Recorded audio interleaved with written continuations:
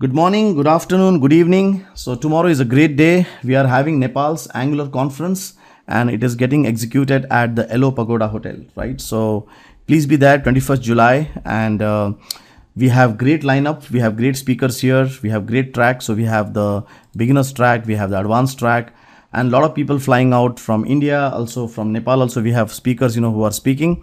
So, all the details are right out here at ngnepal.com. And the best part about this whole meet is that people who can come to Kathmandu and attend the session, that is one part. But people who are far away, like Pokhara, Butwal, Birganj, Chitwan, Dang, right?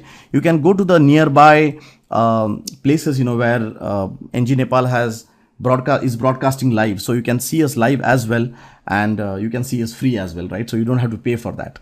So in case if you are able to attend, well and good. If you're not able to attend, you can please go and see from one of these locations.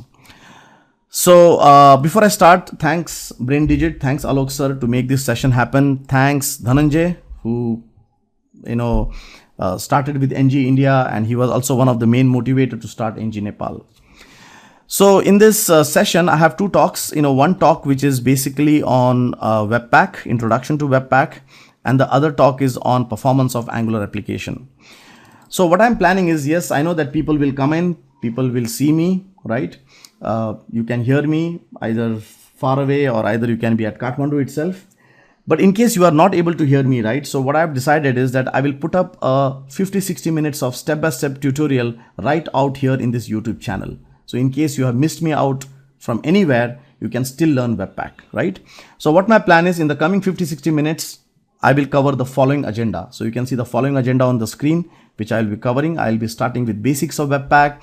I will talk about how to go and create a bundle. We will talk about the important aspects like entry. We will talk about output. We will talk about modules. We will talk about plugins and so on, right?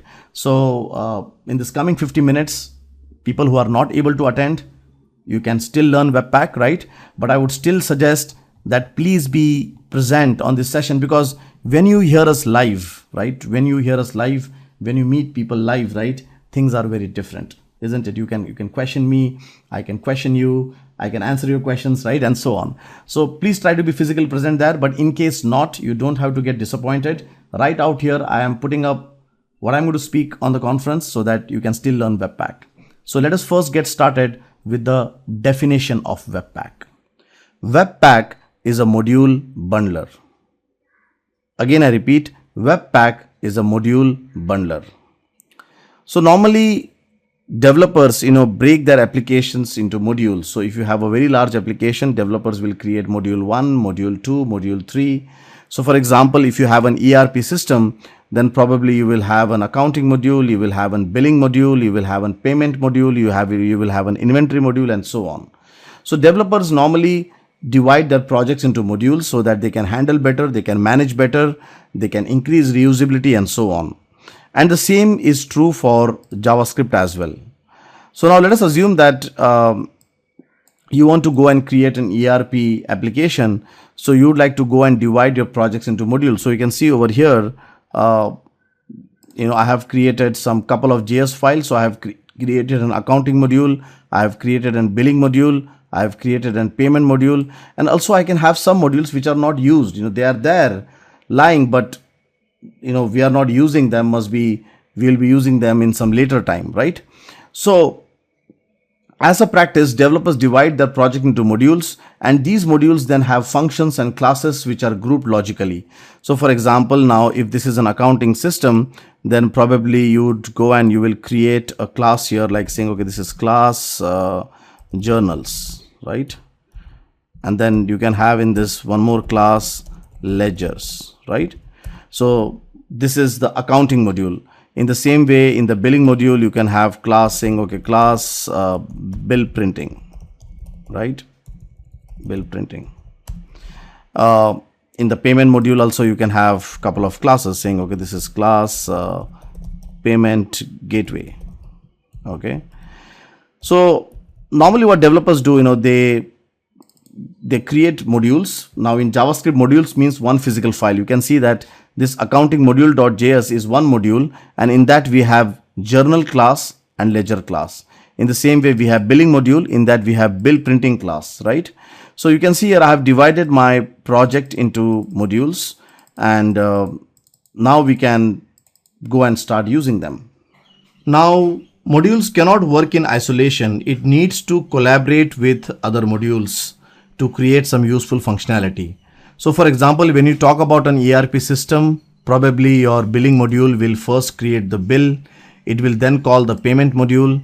The payment module will do the payments, and finally you will do the accounting.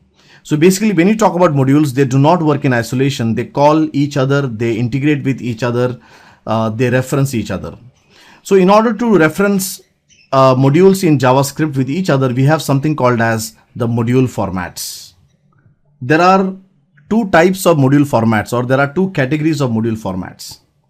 The one which was introduced before ES6 and below, and the other kind of categories which were introduced during ES6 and above. So before ES6 and below, that means ES5, ES4, ES3, these categories we can term them as unofficial module formats. So in these categories, we have formats like CommonJS, AMD, UMD, and so on. But after ES6, or when ES6 was launched, the ECMA team, that means the people who create the ES6 specification, they said that rather than having so many unofficial formats, let us create one standard format which everyone can follow. So they introduced two important keywords in JavaScript, or in the ECMA script, termed as import and export. So in order to connect two modules in JavaScript, officially we have imports and exports, and unofficially we have CommonJS, we have AMD, UMD, and so on, right? So let us talk about how to go and connect modules, or how to go and reference modules in JavaScript by using the official way first. So for example, now you can see that we have this billing module, right? So let us say that this billing module has two classes. One is bill payment and bill printing, assume, right? So when this bill payment is paid, so let us say that we have a method here called as paid. So when the bill payment is paid, right? After that, I want to go and call the payment module, right? Or I can say rather, when the bill payment is saying bill, or create a bill, right? So once the bill is created, after that I want to go and call the payment module. So now in order to use the payment module in the bill module, the first thing is the payment module should export himself. So the classes which needs to be consumed in the bill module, I have to write here export. If you don't write export, then you cannot do import. So now from the billing module, if I want to use that payment module, I have to say here import from, we have the payment module, right? So from the payment module, I want to import the payment gateway. So by using the ES6 syntaxes, the standard syntaxes, if you want to connect two modules in JavaScript, you have to use import and you have to use export. So the module which is going to get consumed, you will say export, and the consumer who is actually going to use that module will say import. So now over here, let me put an alert. So if somebody first calls the bill, I will say that bill created. Once the bill is created, I will create the object of the payment gateway, right? So I'll say here, let's create object of payment gateway, pay obj's payment gateway is equal to new payment gateway, and I will call pay obj dot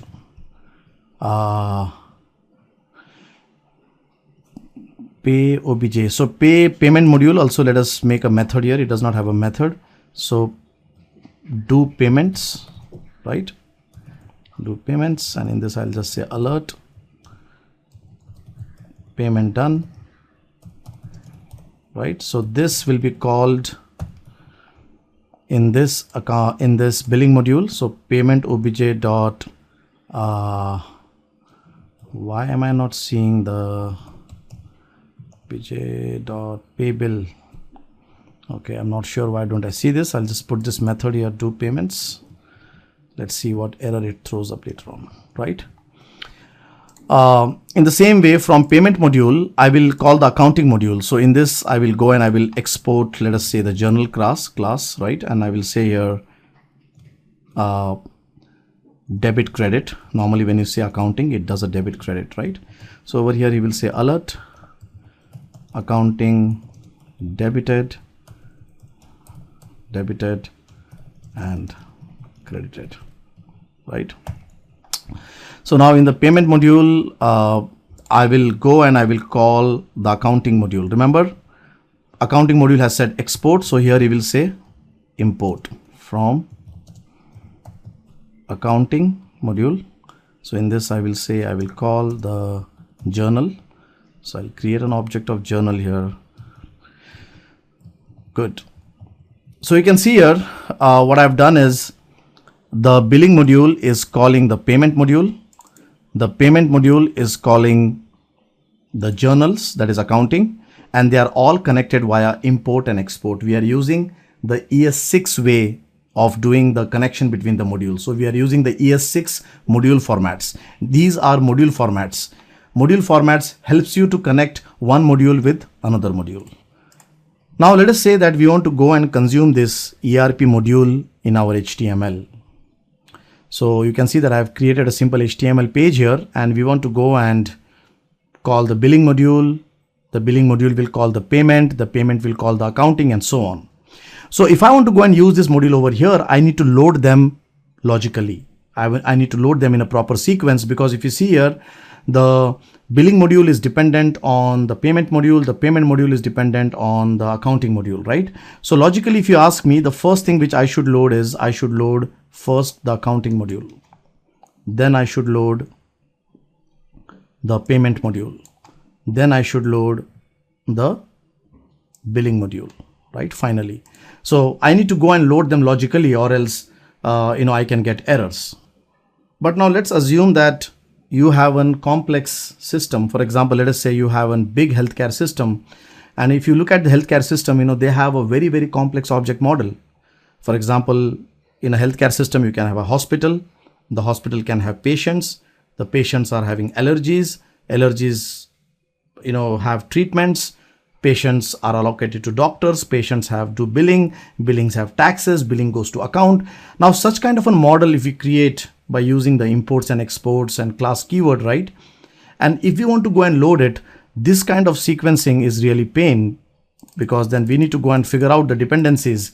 If we don't give the dependencies properly, we'll get errors, right? So the first problem, when you have such kind of a modular approach of development, there is complication in going live. There is complication in going to production. The second problem over here is performance. If you see at this moment, I'm loading the accounting module, then I'm loading the payment module and billing module.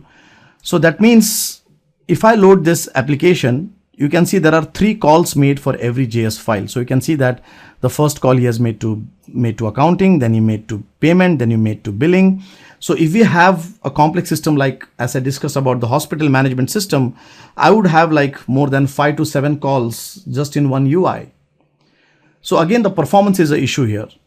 So we need to do 2 things. First is I need to make my life easy, that when I go to production, I don't want to get into the issues of the dependency management. That's the first thing. The second thing is I want to just go ahead and create one bundle. I don't want 3 requests to go. I just want 1 request to go. So is it possible, or do we have a framework, wherein he does the bundling for me, right? And second, he also goes and takes care of my dependencies.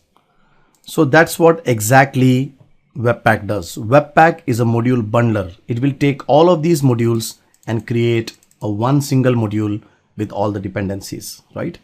So first thing, let us go to the command prompt. So you can see that I have gone to the command prompt of where my folder is at this moment. All these JS files are in this simple example Webpack. So you can see that I have gone to that folder. And the first thing is you need to go and say npm install Webpack, right? So by using Node, you can go and you can say npm install Webpack, and you can install it globally -g. So that's the command you can see. In case you are new to Node, then I would suggest to please go and watch this video of my Node, where I've explained what exactly is Node, what exactly is NPM, and so on, right? So at this moment, I've already installed Webpack. Okay. So through the command line, we need to go and write this command. We'll say Webpack. Now Webpack needs two things in the command line. The first thing it needs is that which is the entry point of your module. So at this moment, if you see, we have the billing module, which is the start point. The billing module calls the payment module. The payment module calls the accounting module. So billing module is the first JS file which references all the other modules, right? So the entry point here is billing module.js. And the next thing we need to specify is where do you want the output? So -- output. So I would like to put the output in my dist folder. So I want to create a folder called as distributed folder, distribution folder, where I would like to put all my compiled JS files. So here I would like to create a bundle called as bundle.js. So you can see here, we need two things. One is we need the entry point of the first module, from the first module where the other modules are getting connected. We need that. And second we need is where the final output will go in. So I'm saying that final output, please create a folder called as distributed dist and create a bundle.js in it, right? So let us do an enter here. Let us see what happens. So you can see that I pressed enter, and let us see that what kind of output we will get. Right. Okay. So there it is. That is the output. So first thing, let me zoom here. Let me zoom everything. Let me explain some things out here right away. So Control plus, right. The first thing which you will notice here is, if you remember, I had created one unused module.js that has not been included here. You can see here in all these files, he has not taken unused module.js. Why? Because we have not referenced it. So you can see here, Webpack only takes those modules which are referenced. So if there are any unreferenced modules, those are just left out. Second, you can see that there is a dist folder out here created, and inside this dist folder, we have the final bundle.js. So you can see here, it says that I have created 3 chunks. So you can see that he has created only one chunk actually, but he has referenced 3 JS files: billing module, payment module, and accounting module. So you can see here this dist folder, and in this you can see this bundle here. So now rather than referring 3 JS files, we can just go ahead and refer one single bundle. There it is, right? Great, nice, right? Now definitely over here, we cannot just say, when I will go and run this on the web, right? We have to say here simple webpack / the full folder name, right? So because I cannot just say dist, the dist folder is lying inside the simple webpack. So I need to give the proper folder here, dist, and then in that bundle, right? So you can see now I'm referring this bundle here in the UI. I don't have to refer now individual files. So now if I want to go and invoke the billing module, so you can see that this is a billing module, right? In the billing module, let us go ahead and create an object of this bill payment. So over here, I want to go ahead and say where x is equal to new bill payment, something like this, right? Bill payment and x dot pay bill, whatever is the method, right? I want to call here. Now, if you want to go and reference this bundle in your UI, you need to refer with a library name. Means in other words, I cannot say bill payment like this. I need to have a library name, for example, erp.billpayment, right? Or like my library.billpayment. So I need to go and give some kind of a library by which it can expose outside. So for that, we have to go and tell Webpack that expose this as a library. So in other words, the command now is, this is all there, Webpack billing module.js is the entry point, output, I want this. And over here, we need to go and say -output and -library. So expose it with a library name called as ERP. Look at this. Here I am saying this is the entry point. This is where I want the output. and the name of the library, when I refer in my UI, please expose it with the name ERP, right? So I will go and press enter. So this will again go and create my bundles. So there it is creating.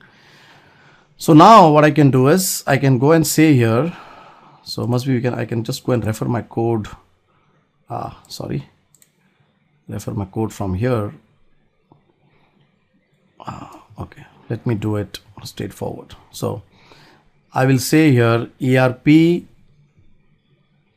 dot bill payment, right? And X dot, this is the method here. The method was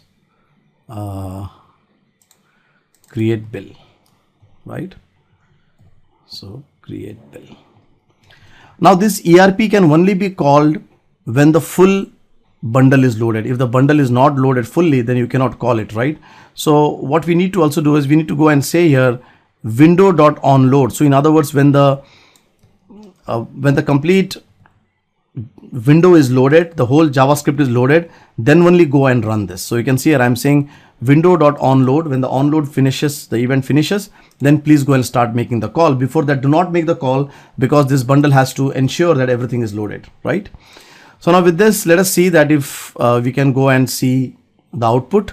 So now what output we should see? First, we should see the alert bill created. After that, we should see the alert payment done.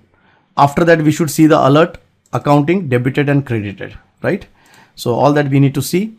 So let us go ahead and run this. So I'm going to go right click on this and say view in Google Chrome. So let's go and run this.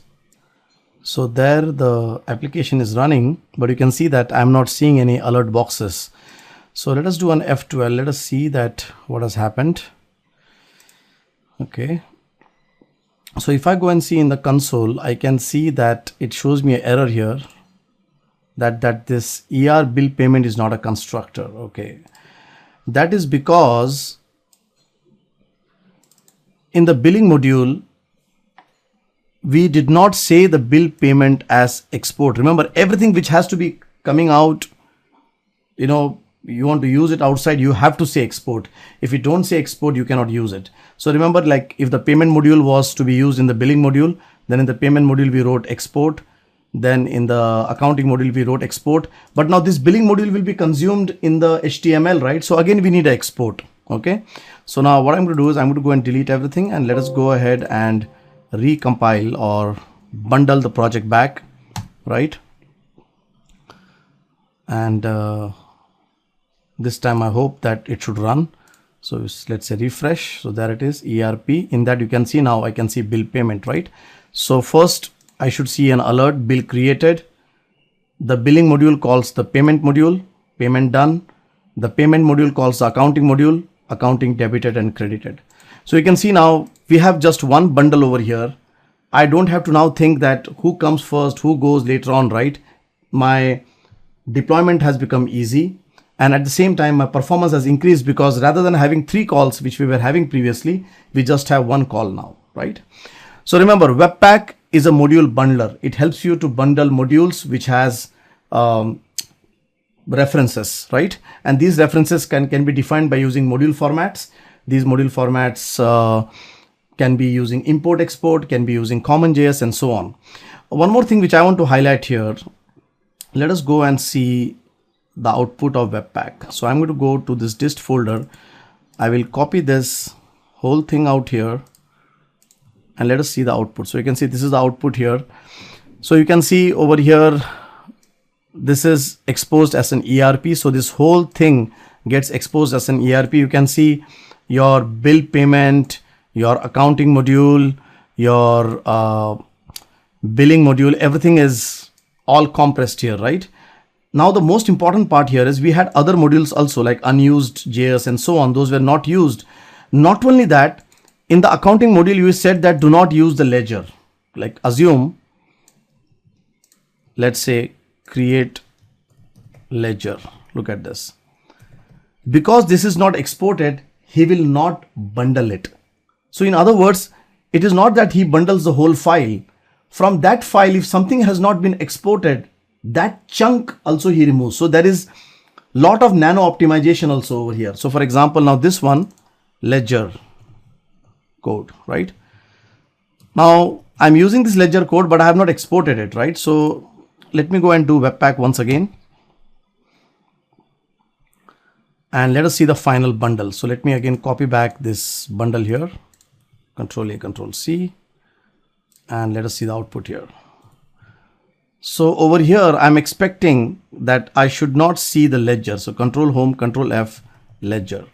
You can see nothing of ledger has been exported. But if I go and say here, export this ledger, assume like I go here and say, okay, export this, right? Then it will go and create it. Also, it will go one step ahead. For example, just by export also, it will not do it. For example, here now, this accounting is used inside payment, right? So over here, I will go and say ledger. Let's say now you can see I have said exported. I have also imported it in the payment module. Then also he will not go and create a chunk. This is again interesting. Until I don't create an object here. So let me do it again. At this moment, I have exported it, but I have not used it. Again, let me repeat that sentence. I have exported it, but I have not used it. I did not say new ledger, right?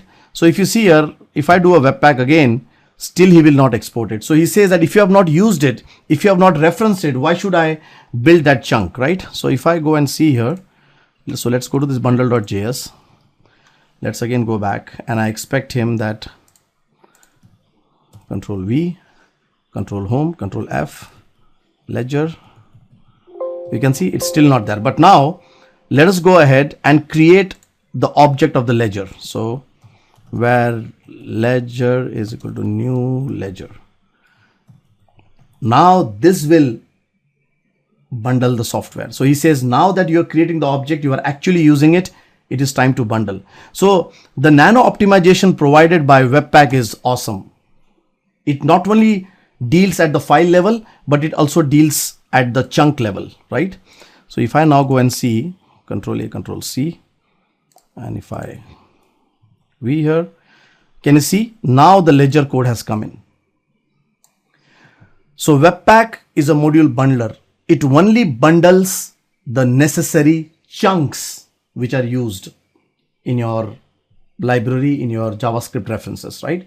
So that's why when you talk about going live in production environment for JavaScript, there is no other package management other than Webpack. Webpack understands that very well.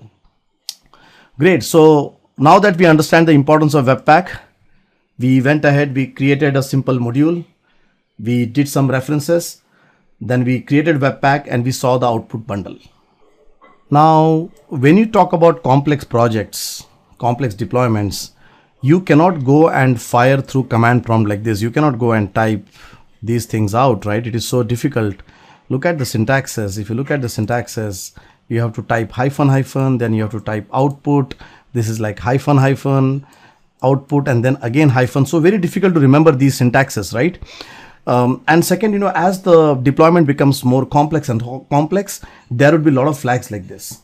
So we would like to have some kind of a configuration file where I can go and define, how my bundling process should take place, right? So that's where exactly Webpack has created something called as webpack.config.js. So what you can do is you can go and you can write down all your configuration into one javascript.js file. Please note, this is a .js file. It is not a .json file. Okay. So webpack.config.js. So you can go and you can add this webpack.config.js, and this is how a typical configuration of a Webpack looks like. So you can see here I've written down the code, the configuration of how to go and bundle our current ERP module. So let us try to understand this file. So you can see that this file almost has the same things, what we were providing through the command line. So through the command line, we were providing output, we were providing entry points. So you can see here in this config file, there are two important things. First is the entry and the second is the output. So in the entry, we have to go and specify the first file of the reference. So at this moment, we have billing module, right? So what Webpack does, it goes to this billing module, it uses those import and export, and it will figure out that the next module which is connected is payment, and the payment is connected to accounting. So the first thing we need to provide here is an entry point. So you can see this is the entry point, and the second thing what we have provided here is the output. So we want the output to be bundle.js, and we want it where? In the distribution folder, dist folder, right? And we want to expose this whole bundle as ERP. So you can see this library here, ERP. And to get the current directory name, we are using the node variable. So you can see here we have a global variable here called as _ dir name. So I'm saying, okay, use the current directory, create a folder called as dist, and in that go and create this bundle.js, right? So once we have this, once this file is created, we can now go to the command line wherever this file exists, and we can just fire webpack. So we don't need to do anything. We don't need to write all that webpack, entry, output library, because everything is now in this webpack.config.js, right? So I have to just go ahead and say webpack. Now what webpack will do, it will go and look at the current webpack config.js, and you can see that he has created the dist folder with the bundle, right?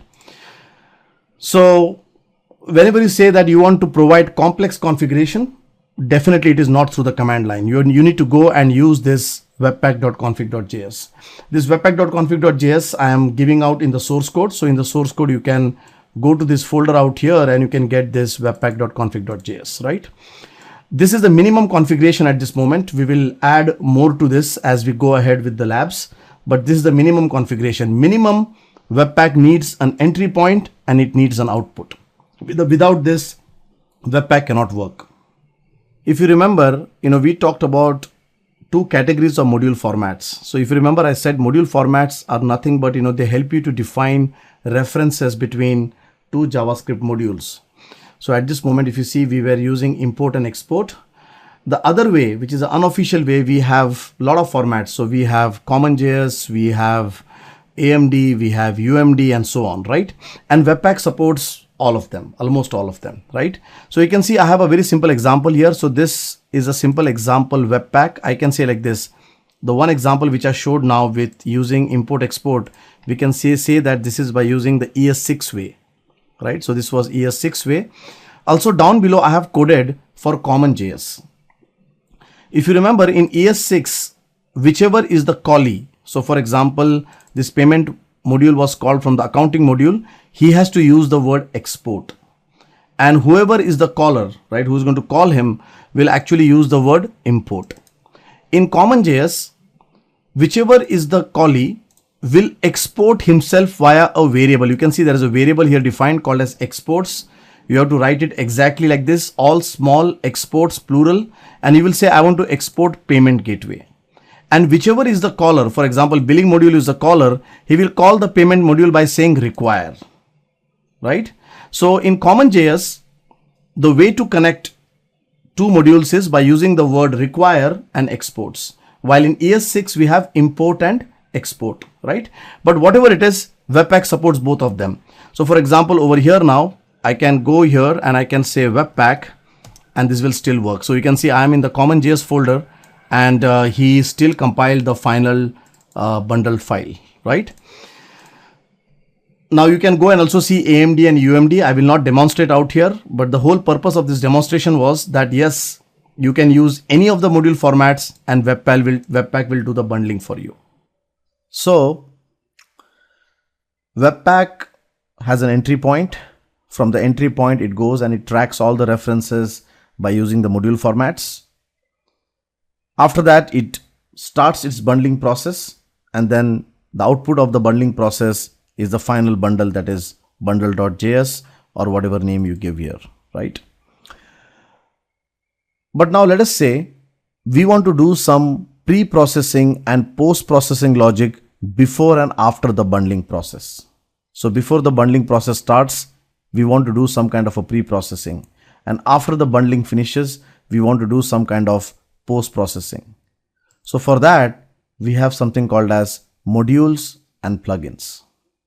So modules are nothing but, they are logics, they are process, which can be run before the bundling starts, while plugins are post-processing. In other words, once the final bundle is created and on the top of it, the post-processing logic or the plugins can run.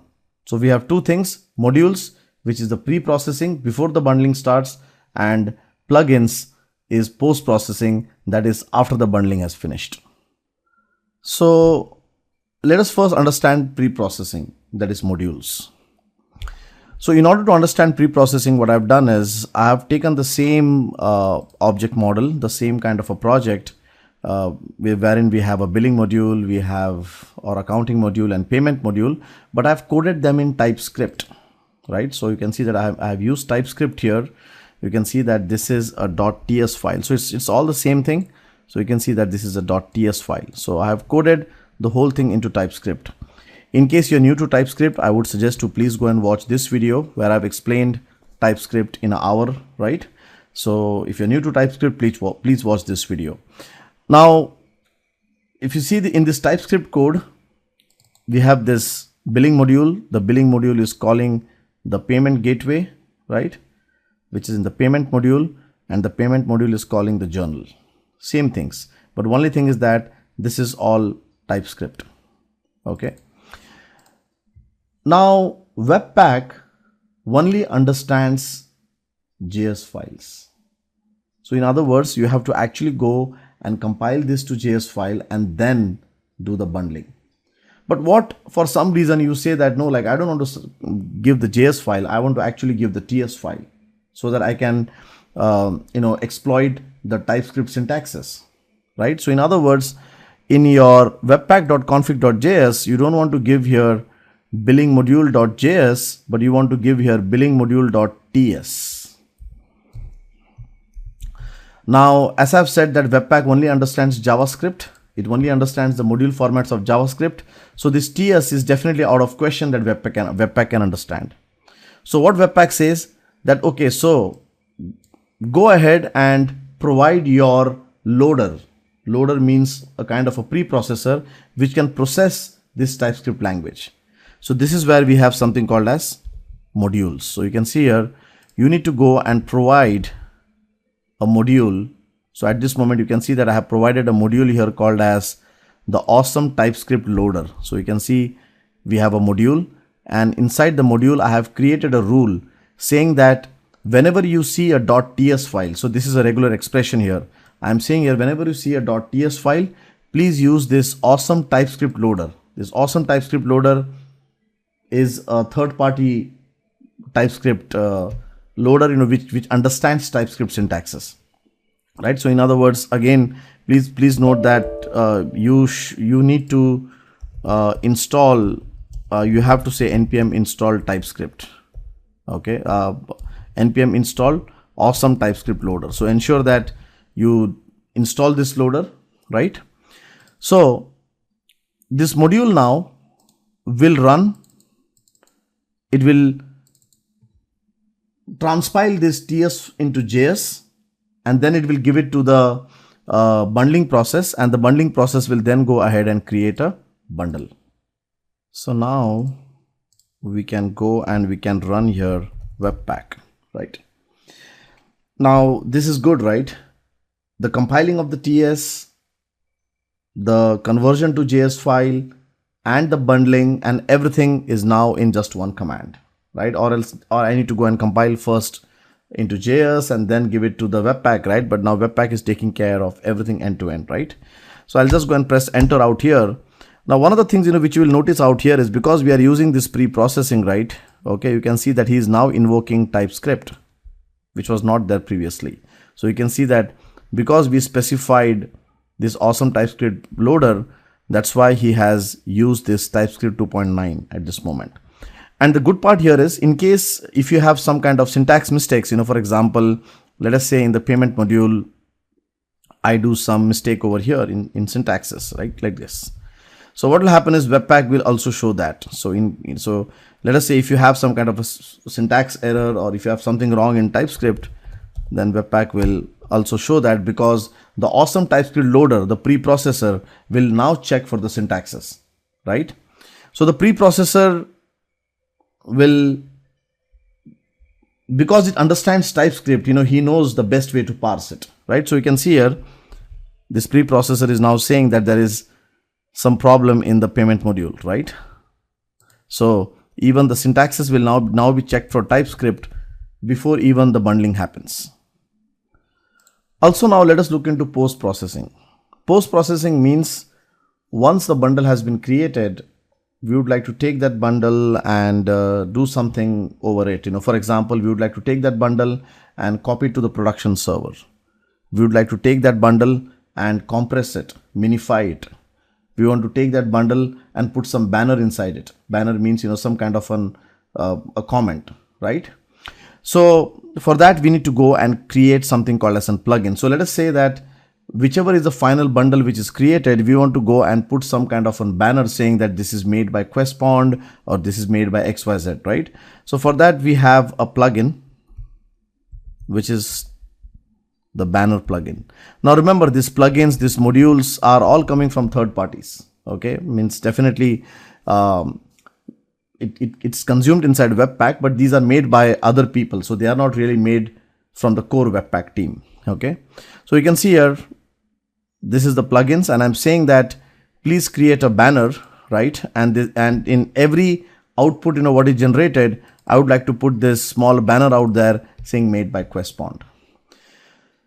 Now you can see that I'm using this Webpack here, so we need to ensure that the Webpack object is created. So I'll just say here Webpack is equal to require Webpack, because without this, the Webpack object will not be available. So you can see Webpack. So now I can say Webpack.banner plugin. Okay, so this Webpack is this variable out here. So there it is: entry, module, output, and plugins, right? So let us go ahead and run this thing. So Webpack. Now what the expectation is that in the final bundle, we should be able to see this banner, right? So let us check. So everything is successful. That is good. So now let us go here and let us go to the dist folder and let us check the bundle. So you can see on the top of the bundle, you can see this banner here made by Questpond. If you see this current scenario, at this moment, we just have one single bundle file. But now think about large applications like ERP and putting all their JS files into one bundle and loading them in one go is very much impractical, isn't it? Because when developers starts using TypeScript, they are going to create huge classes, large number of functions, right? Large number of files, and then making one single bundle, it would take long time to start your application itself. So what we would like to do is we would like to break our projects into small JS file bundles and load them on demand. On demand means, for example, now if you see at this moment, we can do something like this. We can say that accounting, billing, and payment, right? So they probably go into the billing module.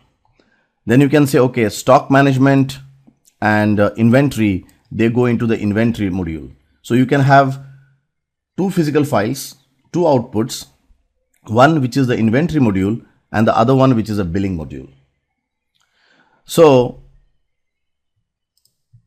we are going to have, in other words, we are going to have two multiple entry points. So we can say, okay, now this is billing, right? And you can see now we have over here, I've just created a dummy inventory class here. So we can say, okay, this is inventory. So the second bundle, what we want is inventory. So inventory.ts,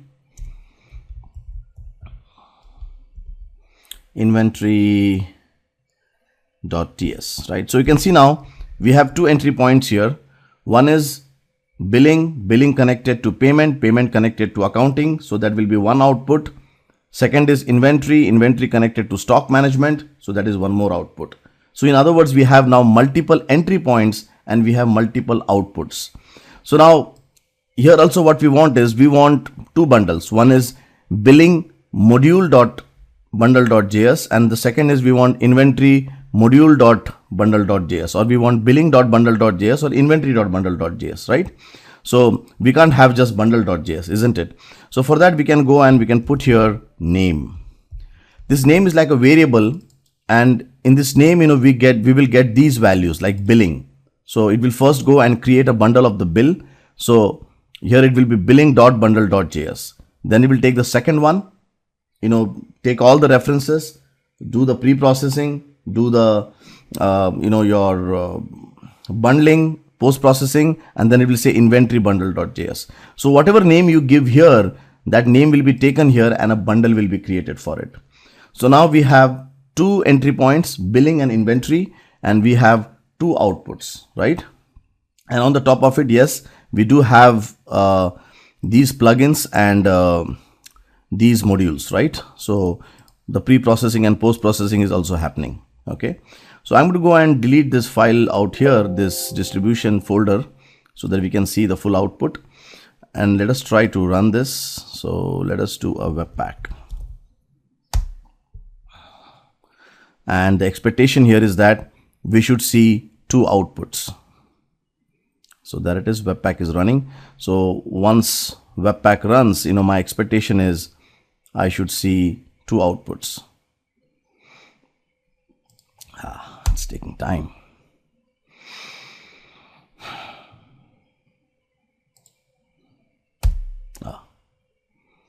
There it is. So you can see the first thing on the screen, you can see there are two bundles. One is inventory bundle.js and one is billing bundle.js. And remember that these names have actually come from here, right? And you can also see in the distribution folder, we have both the bundles. So you can see now we have two outputs, billing bundle and inventory bundle. And on the top of it, those pre-processing and post-processing has also ran. So if you see the billing bundle output, you will see made by Questpond. If you see inventory bundle, it is made by Questpond. So that brings us to the end of this session. But before I end this session, let us quickly understand the important elements in Webpack, and let us just quickly, create an overall architecture and understand that how Webpack will look with all those post-processing and pre-processing and so on, right? So first thing, we have entry points. Entry points means, the place from where Webpack should start hunting your modules, right? So we can have multiple entry points, specifically in bigger projects, where we want on-demand loading, where we want to load on demand. We need to split our projects into multiple JS bundles, right? So we can have multiple entry points. So the Webpack goes into those entry points and looks at the references and decides, which files have to be bundled. In case you have pre-processing logic, that is modules, right? Over each one of these files, the pre-processing modules will run. And the output of the pre-processing module will be given to the bundling, right? To the bundling process. Once the bundling process finishes, it creates an output. Over the output, you can have post-processing logic, that is plugins, which will run. Remember that plugins will actually work after the output. So in other words, it will actually work on the total bundle, while the pre-processing logic, that is your modules, will actually work on single file. So in our case at this moment, this awesome TypeScript loader will actually work on every physical file what we have from the entry point. But the post-processing logic will run over the overall bundle. So the final bundle which comes out in the output, right?